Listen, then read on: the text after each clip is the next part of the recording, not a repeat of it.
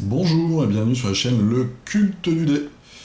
Alors j'ai craqué et je me suis procuré la dernière extension pour Imperial Assault, donc pour Assaut sur l'Empire, The Bespin Gambit, qui se déroule dans la Cité des Nuages, chez Lando. Je vais vous montrer un petit peu, c'est une petite extension pour Imperial Assault. Je vais vous montrer le contenu et puis les quelques nouvelles mécaniques de jeux qui apparaissent, ainsi que le matériel et évidemment les figurines.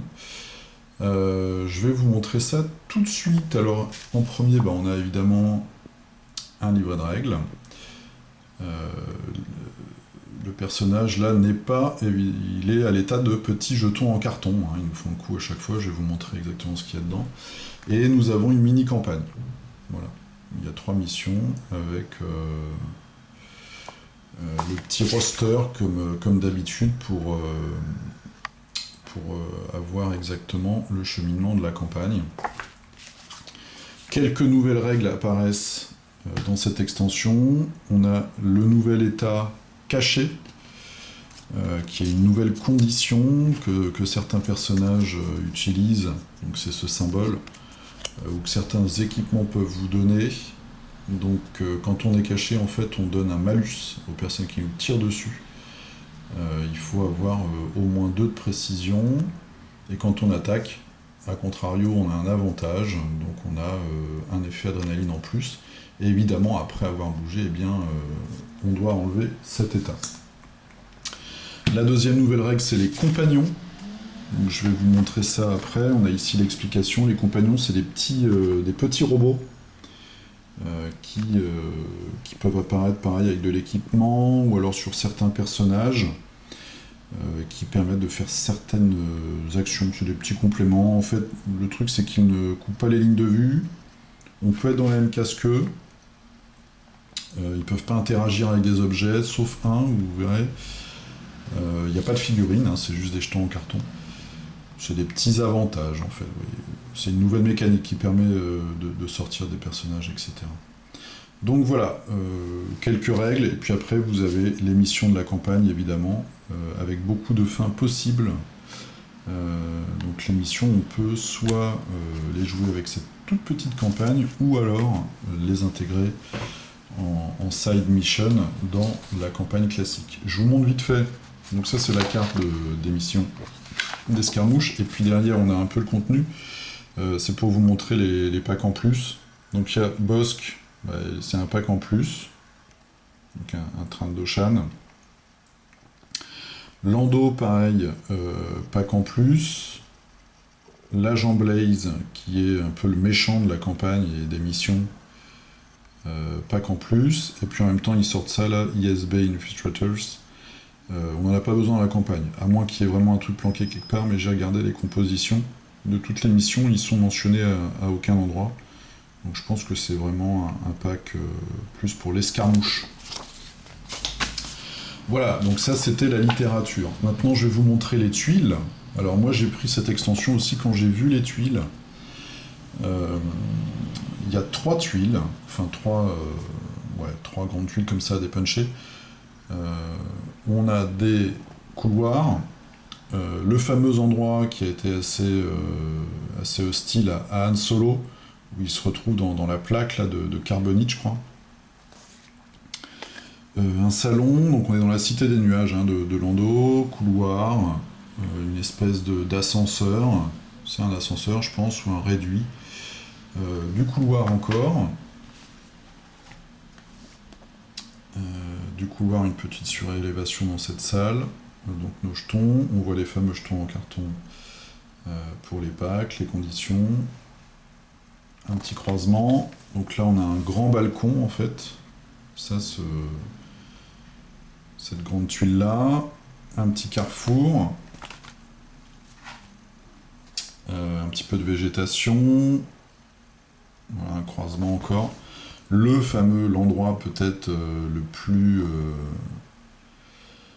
connu de tous les films, où on a cet affrontement entre Luke et son père. Je suis ton père, et ben c'est là. Et puis ensuite la salle de restauration et une salle d'ordinateur. Voilà. Et les fameux jetons pour les compagnons. Donc vous voyez, c'est des petits droïdes comme ça. Donc il y a une espèce de petit droïde, lui il va tirer, lui il va forcer votre adversaire à activer un groupe que vous allez, je cite, énerver, on va dire. Et celui-ci, il va interagir avec les caisses. Pouvoir tirer des objets des caisses. Alors, qu'avons-nous? Nous avons deux nouveaux héros. Murnrin, je vais vous montrer la figurine tout de suite. Donc les figurines, il faut les redresser un petit peu. Alors maintenant, moi je fais eau froide, eau chaude. Enfin, eau chaude, eau froide plutôt, c'est-à-dire que je passe d'abord dans l'eau chaude, dans un mug d'eau chaude, la partie que je veux redresser. Et après, j'ai un bol d'eau froide. Alors pourquoi un bol? C'est pour mettre mes doigts dedans, tout simplement, autour de la figurine. Et je redresse la figurine dans l'eau froide, ce qui fixe, en fait, entre le moment où elle est ramollie par la chaleur et durcie par le froid. Ça me permet, et j'ai des très bons résultats. Là, je redresse quelques figurines en plastoc de zombicides et j'ai des bons résultats jusqu'à maintenant. Voilà. Donc, jolie figurine. En plus, je pense que même pour les peintres qui ne sont pas des adeptes du style main levée, on peut quand même faire une jolie robe. Voilà. Donc ça, c'est Murnrin. Lui, il a une capacité qui s'appelle False Order.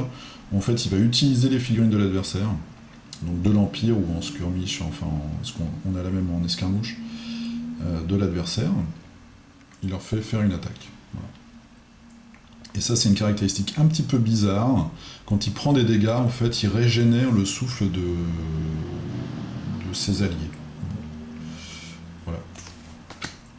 Deuxième héros, donc nous avons un Jedi, Davis Elso. Lui, il va utiliser à plein pot tout ce qui est cette fameuse condition cachée. Donc une figurine assez qui est bien.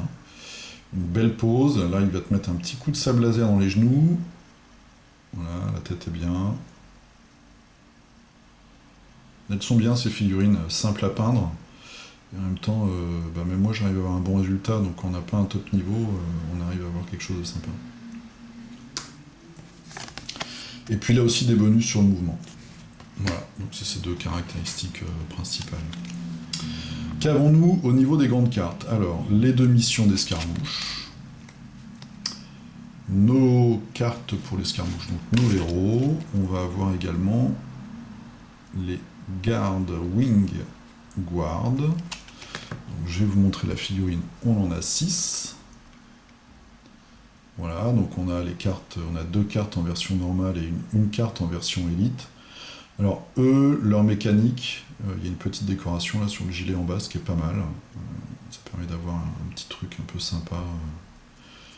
Voilà, il y a juste les jonctions des épaules où il faudra peut-être mettre un peu de milliput pour avoir quelque chose de parfait si on veut vraiment chipoter. Et on veut chipoter en général. Voilà, donc ça c'est la Wingard Guard. Eux, ils ont une mécanique qui s'appelle Keep the Peace. Donc il faut qu'ils soient adjacents les uns aux autres. Quand ils sont adjacents les uns aux autres et qu'on leur tire dessus, on se prend un dégât. Voilà. Et ils ont un bonus en plus, je crois. Alors quand on vous tire dessus, l'attaquant a un malus. Voilà. Si jamais par contre on en a un qui se retrouve tout seul, sans un de ses copains adjacents, il se prend un malus supplémentaire lui. Il se prend une blessure, enfin du strain, mais ça revient à une blessure en escarmouche, il se prend une blessure supplémentaire. Et ils ont aussi le squad training pour les élites, qui est une capacité qu'on a sur les stormtroopers. Hein. Quand on a un trooper adjacent, on peut relancer un dé. Donc ça, on a les cartes, ils viennent par 3. Je n'arriverai jamais à prononcer le premier mot, donc Ugnaught Tinkerer.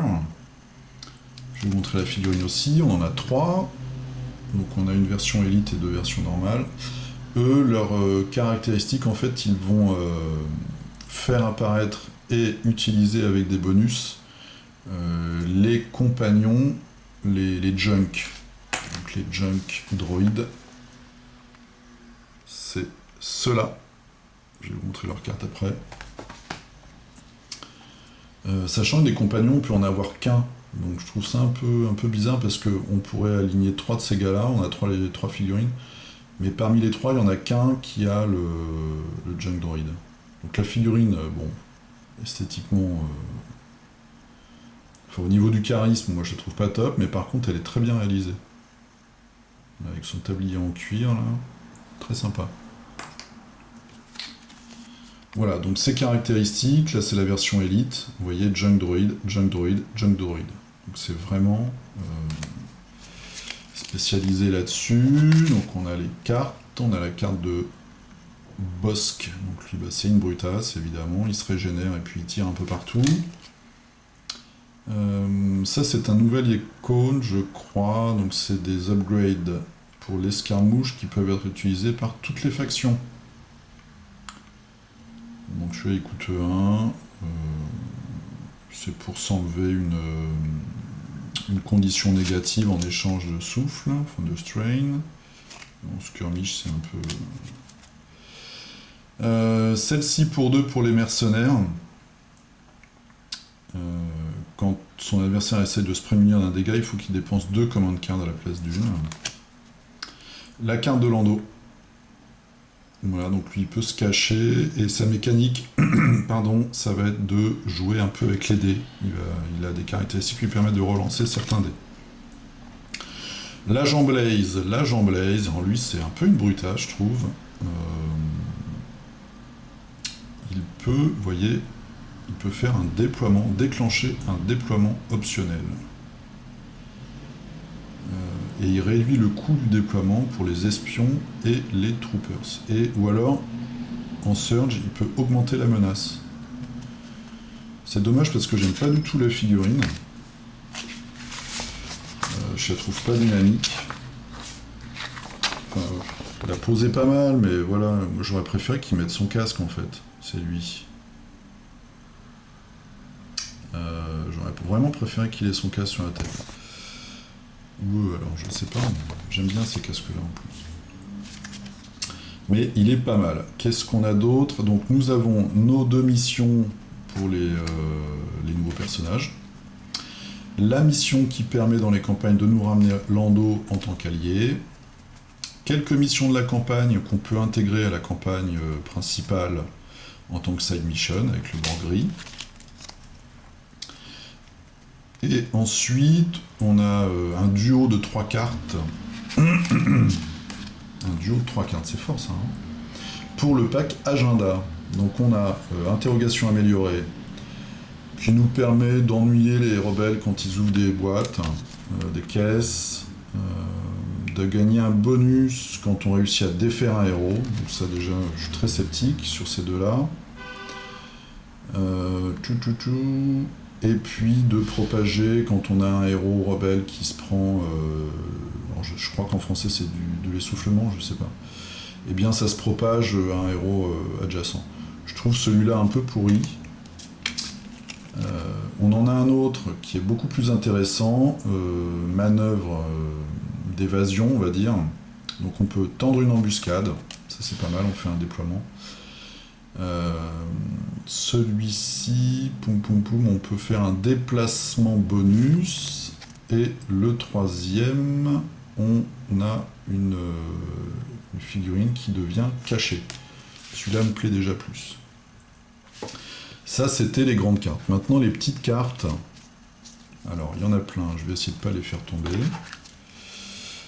Donc, la nouvelle condition qu'on a vue tout à l'heure, hein, cachée, dissimulée.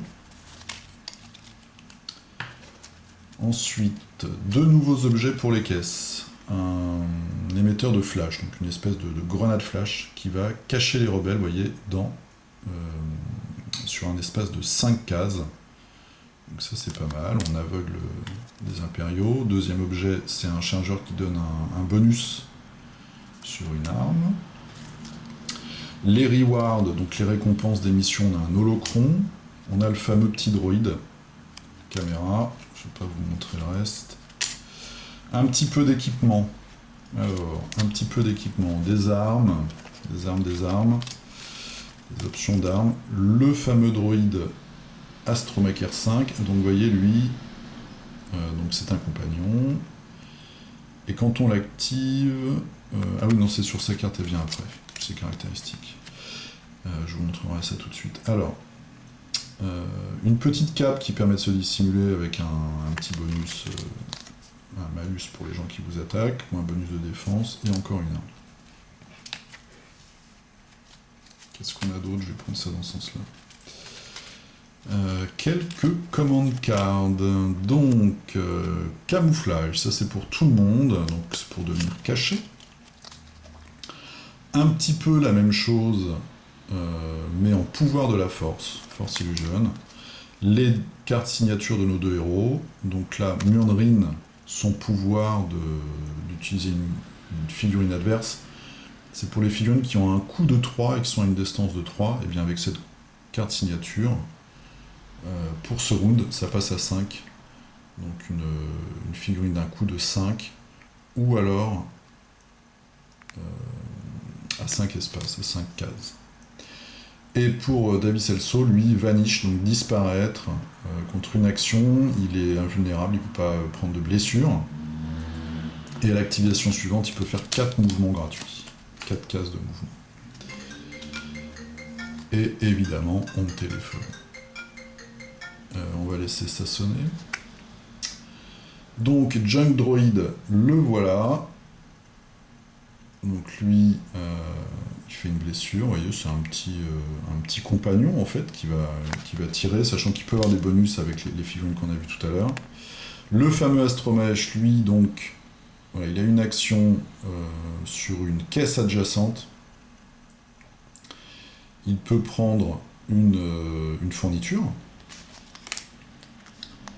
Et enfin, Cam Droid, que je trouve le plus rigolo, on peut pas l'avoir parce qu'il a son immunité ici. Il peut tirer, il a une petite arme. Et puis là, ce Surge à Agitate. Si son attaque réussit, le groupe qu'on cible doit être le prochain groupe à activer. Ça, c'est pas mal. Ça, je trouve que stratégiquement, c'est un chouette compagnon. Ça, c'est le genre d'idée que j'aime bien, moi, dans le jeu. Des trucs un petit peu stratégiques comme ça. En général, je suis incapable d'utiliser correctement. Mais... Les cartes de carrière de notre aspirant Jedi, donc c'est pour augmenter, avoir des synergies avec le mode caché en général.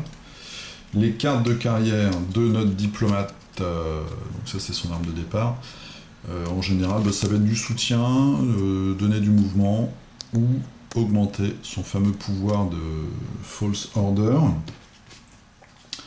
Et enfin, et j'en ai fini avec le contenu de la boîte, une nouvelle spécialisation pour l'Empire, qui évidemment tourne autour de la mécanique, de la dissimulation. Donc on va pouvoir dissimuler des groupes, on va pouvoir faire des embuscades, on va pouvoir faire je crois un déploiement de surprise, je suis pas sûr. Je les ai lus tout à l'heure, je ne me souviens plus. En tout cas, c'est vraiment basé sur cette fameuse mécanique de la dissimulation. Et ça s'appelle d'ailleurs Imperial Black Ops. Voilà. Donc c'était le contenu de cette fameuse boîte. Petite boîte d'extension. Donc nos deux héros. Bon, il n'y a que 4 types de figurines différentes. J'aurais bien aimé, moi, par exemple. Bon, ils sont habitués à nous faire les héros de boîte en pack en plus. Mais ils auraient pu faire des mini-figurines pour les droïdes, par exemple, les compagnons, ça aurait été sympa. Enfin bon. Voilà, donc si vous êtes un fan, eh bien vous avez maintenant en anglais à disposition cette fameuse boîte, The Bespin Gambit, qui se déroule dans la cité des nuages de Lando. Vous allez retrouver donc certaines tuiles qui décrivent les endroits les plus connus de la première trilogie. Et puis ces nouvelles mécaniques, donc 3 mécaniques nouvelles en fait, la dissimulation, les compagnons, et puis le pouvoir de ce héros là, False Order, qui permet d'utiliser les figurines de l'adversaire pour attaquer. Voilà, je vous dis à très bientôt pour un jeu, pour des figurines.